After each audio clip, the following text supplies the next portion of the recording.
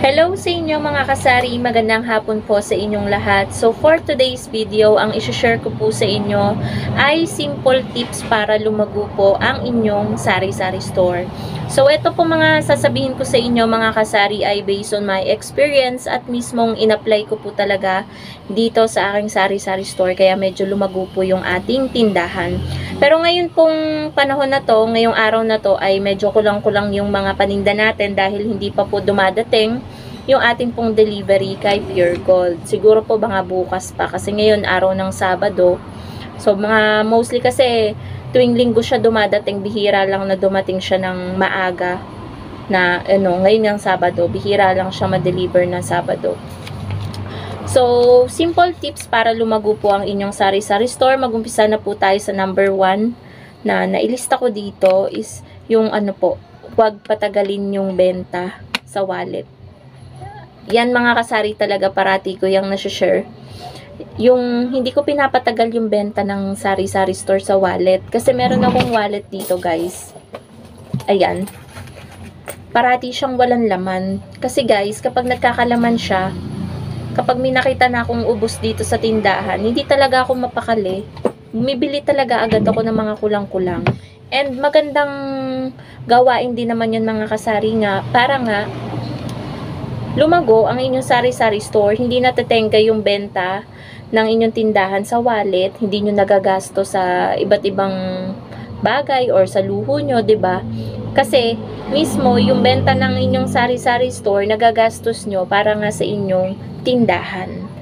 Yun, wag po nating papatagalin yung benta ng ating tindahan sa wallet para ayun po. Magandang tips po yan mga kasari. Pangalawa naman is wag kayong magpautang. Pero hindi po yan may iwasan. Sa isang sari-sari store talagang pupunta yung mga mangungutang.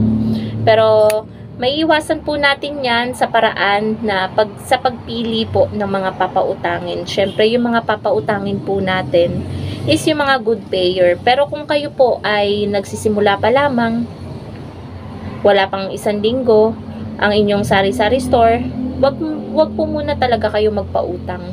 Kasi nga, palalaguin nyo pa eh. Hindi naman katulad ng ibang tindahan niya na talagang may nakabudget talaga ng mga 100,000 sa pagtatayo ng sari-sari store. May mga sari-sari store na nag-start sa 1,000, sa 5,000, sa 10,000, ganyan. Hindi pa kumpleto.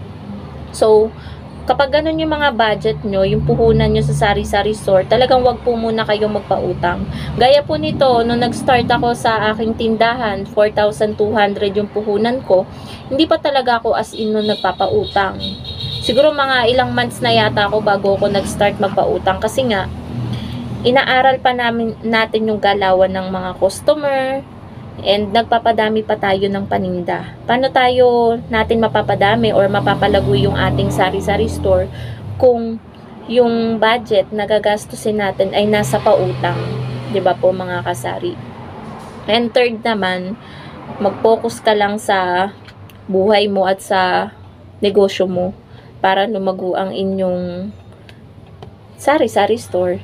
Kasi guys, kapag nag-focus kayo sa ibang bagay, like meron kayong kakumpetensya, ganyan, may bago nagtayo ng doon. Magpo-focus kayo, aaralin nyo yung galawan nila, kung magkano yung presyo nila, imbis na mag-focus na lang kayo sa sarili nyong negosyo, kung paano nyo mai-improve, 'di ba? Hindi kayo nagpo-focus sa sarili nyong buhay, nagpo-focus kayo sa ibang buhay ng tao or sa ibang negosyo ng tao. So, paano lalaguan sari-sari store nyo kung hindi kayo nakapokus sa business nyo, 'di ba? And, ayun, mga kasari, pang-apat is yung dapat dedicated kayo sa inyong business. Pang-apat yun, dedicated kayo, dapat hands-on kayo. Yung nakatuon talaga yung pansin nyo sa inyong negosyo, 'di ba? Maganda talaga na sa isang sari-sari store, 'di ba? Sino ba naman ang ayaw na malagong tindahan, 'di ba? Maraming nagko-comment sa comment section sa mga vlogs ko kapag nakikita nila na ayan, kunwari nagtutour or share ako ng pricing, nakikita nila, ay, ang dami naman laman ng tindahan mo, sana ganyan din, maging ganyan din kadami yung laman ng sari-sari store ko. Maraming nagko-comment guys ng ganyan. And kung gusto nyo po na maging ganun din po, i-apply nyo po itong aking mga sasabihin.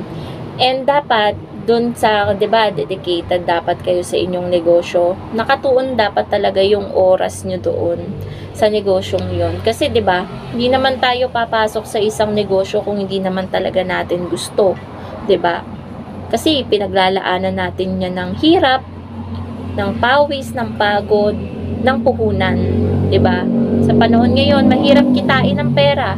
Kaya dapat pinag-iisipan nating mabuti kung saan natin ilalaan na negosyo yung pera na inipon natin. Kaya nga, dapat dedicated tayo sa ating sari-sari store. And panglima naman mga kasari, dapat mag-focus po tayo sa needs and wants ng ating mga customer. Sa needs, ayan, sa mga fast-moving items, sa mga basic needs, yung araw-araw na hinahanap sa atin, andyan yung itlog, asukal, tuyo, bigas, mantika, mga delata, 'di ba? Asin, mga hinahanap sa atin ng mga customer. And then wants, mga nare-request nila, pagbigyan natin, 'di ba? Kunwari nag-request sila ng tang na lychee kasi bet nung isa nyong customer. So, i-provide niyo 'yon para madagdagan, 'di ba? Nakakadami din ng display 'yon. Kasi guys, yung mga request ng mga customer, talagang yan kapag may hinanap sila na wala sa akin, inililista ko po yan agad sa kaprasong papel para kinabukasan or sa isang araw, mapapamili ko na agad siya. Tapos, i-display ko na agad at kapag nakita ko yung customer na naghanap ng item na yon, sasabihin ko sa kanya, oh, meron na ako nung request mo. So, magandang strategy din yon mga kasari para lumago ang inyong sari-sari store. Yung lahat ng request ng inyong customer ay i-provide nyo. Hindi nyo mapapansin, ang dami na nalaman ng inyong tindahan talaga. Kasi, yun din talaga yung naging technique ko mga kasari, kaya tingin ko, dumami yung laman ng aking tindahan. And ayan, makikita nyo naman ngayon. Ayan, 'di ba, yung ating tindahan. Ayan, oh.